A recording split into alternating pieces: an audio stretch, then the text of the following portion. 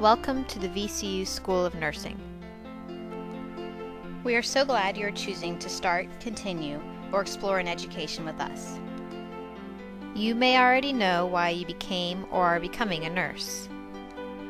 You are a caregiver, a scientist, a lifelong learner, or perhaps you come from a long line of nurses in your family. It is easy to find many sources of pride in the nursing profession. Why, though, should you be proud of belonging to VCU School of Nursing? Do you know about the origins of VCU's health system and its pioneering role in Virginia and in the country as a whole? The history of the School of Nursing began in 1893 as the Virginia Hospital Training School for Nurses. As the demand for nurses to staff hospitals grew, the demand for educational opportunities grew as well. The early years brought forth many leaders that became influential not only in Virginia but in the entire profession of nursing. Sadie Heath Cabaniss, a native of Petersburg, quickly rose to be one of the most influential members in nursing's history. A graduate of the well-established Johns Hopkins in 1893, Cabaniss was hired to be in charge of the OR at MCV. She brought progress and innovation with her to Richmond. Her class in 1900, including Nanny Miner, was involved in creating the IVNA and pioneering public health nursing in Richmond. Cabaniss was able to recognize the need for more training of nurses and dedicated her life to education and healthcare. Cabaniss pushed for the Nurse Practice Act and organized what is now the Virginia Nurses Association. She was inspired by great nursing leaders like Lillian Wald and Isabel Hampton Robb. Cabaniss took her passion for public health nursing all throughout the Southeast as far-reaching as St. Augustine, Florida. She's a legacy in her own right and truly an inspiration for all nurses everywhere still today. While Cabaniss's legacy lives on, times have changed considerably since the early 20th century. Nursing students had a trial period in the curriculum of the early 20th century. The bed linens had to match up within 1 inch, and sitting was not allowed during clinical unless they were charting. Students were expected to rise when physicians walked into the room. Another defining feature and source of pride for the School of Nursing's history is the St. Philip School of Nursing. Segregation laws prohibited joint facilities for whites and African Americans in the first half of the 20th century. The school was established to provide trained nurses for the newly constructed St. Philip Hospital, a modern clinical facility for African Americans. The nursing school began as 5 students, but quickly grew to occupy 4 residential houses by the 1930s. By 1940, the school had a capacity of 160 students. Admission to the St. Philip School was competitive, and clinicals were similar to that of the MCV's. Public health and leadership became some of the school's defining features.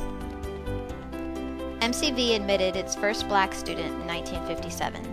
Later, they made the decision to close St. Philip in 1960, and the last class graduated in September of 1962.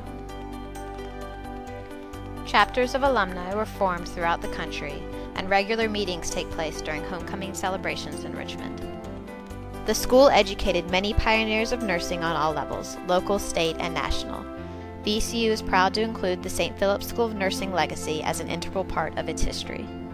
At MCV, the 1930s through 50s brought a strong push for a 4-year baccalaureate program, accreditation under the NLNE, and a stronger relationship with the hospital. Leaders like Dean Frances Helen Ziegler, Louise Grant, and Sybil McLean were the sparks for these improvements as they ushered in the second half of the 20th century. The state-of-the-art 600-bed West Hospital was opened in 1941. This would act as the main clinical facility for 40 more years. The North Hospital, formerly known as E.G. Williams Hospital, opened in 1956. The main hospital opened in 1982. The school had its first PhD dean in 1958. Dean Doris Yingling would continue to preside for the next 23 years. In her first meeting with alumni, Dr. Yingling spoke of her shopping bag full of dreams, which included creating a lectureship to bring outstanding nurse leaders to the school. As a result, Anne F. Mahoney, class of 1924, pictured second from the left, along with Nora Spencer Hamner, class of 1914, initiated a grassroots alumni fundraising effort to establish an endowed fund for the nursing alumni lectureship to bring nursing notables like Virginia Henderson, standing here with Dr. Yingling, to the school.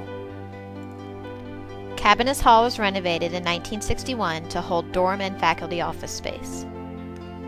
High-rise residential halls would be opened in 1967. Nursing students had established their own identity on the MCV campus, even starting their own basketball team dubbed as the Saubonettes.